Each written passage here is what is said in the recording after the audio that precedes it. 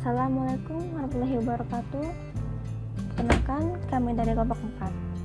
Di sini kami mendapatkan tugas dari mata kuliah konsep jaringan untuk menjelaskan tentang hybrid routing protocol. Kelompok kami terdiri dari Ahmad Ulul Amri, Ivan Pandustiawan, Bidan Anyar Wahyu, Deni Imam Setianto, dan Atika Putri Lestari. Pertama, kami akan membahas tentang routing. Rute merupakan ketika kita membicarakan routing, kita tidak akan terlepas dari yang namanya router. Nah, router sendiri merupakan komputer jaringan yang bertugas atau difungsikan menghubungkan dua jaringan atau lebih.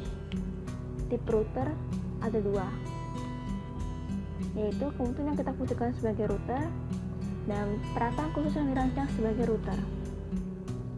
Tugas dari router yaitu adalah mentransmisikan data agar sampai ke tujuan.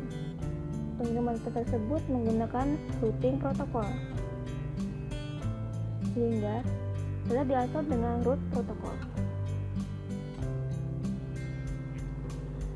Routing mempunyai dua tipe.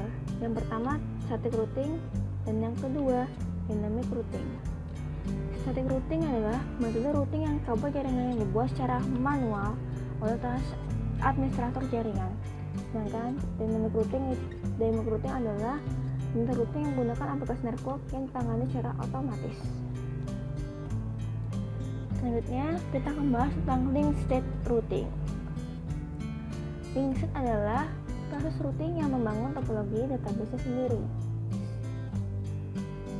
Pada prinsipnya, setiap router harus kenal semua router dalam satu autonomous system.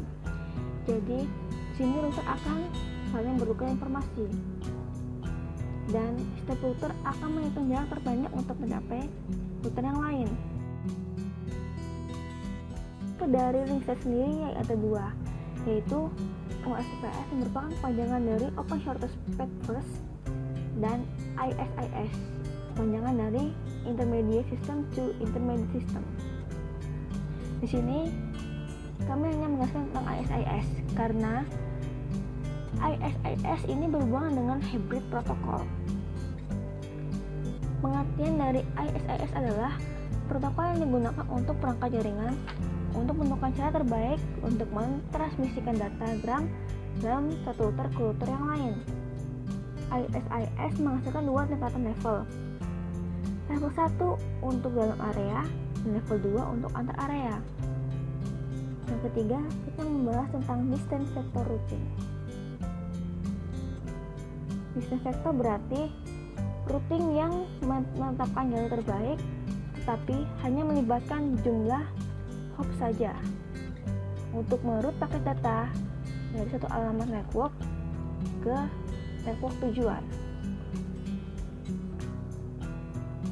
Di sini, router akan mendapatkan informasi dari router yang berhubungan dengan dirinya secara langsung tentang keadaan jaringan tersebut. Informasi yang dihasilkan adalah berupa jarak atau hop yang dipakai untuk mencapai suatu jaringan tujuan yang tadi. Nah, tipe dari distance vector sendiri itu ada tiga, yaitu RIP version 1, RIP version 2, dan IGRP, panjangan dari Interior Gateway Routing Protocol. Selanjutnya kita akan membahas tentang hybrid routing. Hybrid routing merupakan kombinasi dari distance vector dan mixed routing. Hybrid juga disebut dengan IGRP, yang merupakan perluasan dari distance vector. IGRP mempunyai kepanjangan yaitu Enhanced Interior Gateway Routing Protocol. IGRP merupakan protokol routing hybrid yang dikembangkan oleh Cisco. Ia menggunakan diffusion update algorithm untuk menghitung jarak terpendek, dan IGRP adalah protokol hybrid yang dianggap seimbang. Kenapa dianggap seimbang? Karena tidak ada broadcast informasi, tetapi akan di-trigger ketika ada penambahan topologi. Ini adalah salah satu contoh dari simulasi hybrid routing. Nah, di sini router akan melakukan proses routing untuk memetakan kondisi jaringan.